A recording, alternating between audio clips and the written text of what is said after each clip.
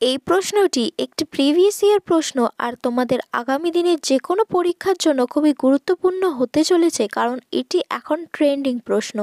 চলো দেখে নিই এটি পরীক্ষার খাতায় কিভাবে আমরা খুব কম সময়ে করে নিয়ে অন্য প্রশ্নের জন্য অনেকটা সময় বাঁচিয়ে নিতে পারি।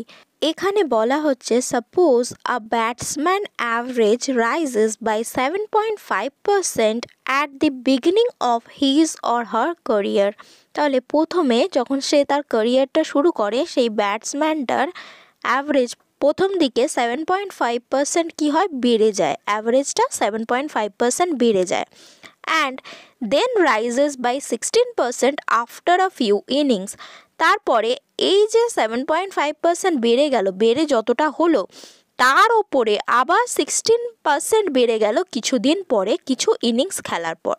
তোমাকে বলা হচ্ছে the original average is overall raised by. তাহলে অরিজিনাল অ্যাভারেজটা যেটা ছিল সেই অ্যাভারেজটা ওভারঅল মানে শেষ পর্যন্ত কতটা রেজ হলো সেটা তোমাকে বের করতে হবে। যেহেতু 7.5% বেড়ে কিছু একটা হয়েছে, আবার তার উপরে আবার 16% বেড়েছে, মানে এটা সাকসেসিভ ইনক্রিজের অঙ্ক। মানে এখানে আমরা একটা শর্টকাট ট্রিক ইউজ করতে পারি, সেটা হচ্ছে x plus Y plus X Y by 100। এটা করলে ডিরেক্টলি কত পার্সেন্ট ওভারঅলে বেড়েছে সেটা পেয়ে যাব। এর কনসেপ্টটা আমি পরে ডিটেলে তোমাদের সাথে আলোচনা করব, তার আগে দেখো এটা কিভাবে বের হচ্ছে। 7.5টা এক্স ধরে নাও, ওয়াইটা 16 ধরে নাও। তাহলে 7.5 plus 16 plus 7.5 into 16 divided by 100। এবার আমরা যদি ক্যালকুলেট করি 7.5 আর 16 অ্যাড করলে 23.5 হচ্ছে। আর এখানে দেখো 7.5 আছে, তার মানে 75/10 লিখতে পারি ইন্টু 16/100। এবার 75 আর 100কে আমরা যদি 25 দিয়ে ক্যান্সেল করি, 25 3 আর 75 আর 25 4 আর হয়ে যাবে 100। তাহলে এটা কেটে 3 আর এটা কেটে কি হচ্ছে 4 হচ্ছে। 4 4 আর কত হয় 16। তাহলে এটাকে কেটে দাও, তাহলে এখানে হয়ে যাচ্ছে কত 4। 4 ইন্টু 3 হচ্ছে 12, 12 ডিভাইডেড বাই 10 মানে হচ্ছে 1.2। তাহলে 23.5 এর সাথে 1.2 যখন অ্যাড করা হচ্ছে আমাদের ফাইনাল আনসার আসছে 24.7, that is the option number 3।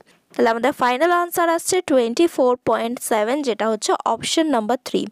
এটা যদি তোমরা ডিটেলে সলভ করতে, যেটা হচ্ছে তোমরা যদি ধরে নাও যে প্রথমে অ্যাভারেজটা 100 ছিল, তাহলে 100-এর উপরে কোনো কিছু বাড়া মানে সেটাই বাড়ছে, মানে 7.5% বাড়ছে, মানে 7.5 বাড়ছে, তাহলে বেড়ে হয়ে যাচ্ছে 107.5। আর এই যে বাড়লো 7.5 বেড়ে 100-এর উপরে কত হলো 107.5 হলো। এই 107.5 যেটা পেলে এর উপরে আবার 16% বাড়ছে, মানে বাড়া অ্যামাউন্টটার উপরে আবার বাড়ছে। তাহলে 107.5 ছিল প্লাস 107.5 এর উপরে আবার 16% তোমাদেরকে ক্যালকুলেট করতে হবে। এটা যদি তোমরা ক্যালকুলেট করো, ক্যালকুলেট করার পরে দেখছো তোমাদের 124.7 হয়ে যাচ্ছে। এই 124.7টা যেটা দেখছো সেটা 100 থেকে বেড়ে হয়েছে, মানে আগে 100 ছিল, এখন 124.7। তাহলে ইনক্রিমেন্টটা বা ইনক্রিজটা হচ্ছে 24.7, যেটা হচ্ছে নাও থেকে অরিজিনাল মাইনাস করে। তাহলে অপশন নাম্বার 3 হয়ে যাচ্ছে কারেক্ট আনসার। তাহলে এখানে আমরা ডিটেলড মেথড প্লাস শর্টকাট ট্রিকটা শিখলাম। তোমাদের এই ভিডিওর কন্টেন্ট কেমন লাগলো অবশ্যই কমেন্ট বক্সে জানিও। দেখা হচ্ছে পরবর্তী ভিডিওতে আরও এরকম অসাধারণ কনসেপ্ট নিয়ে। সঙ্গে থাকো, শিখতে থাকো।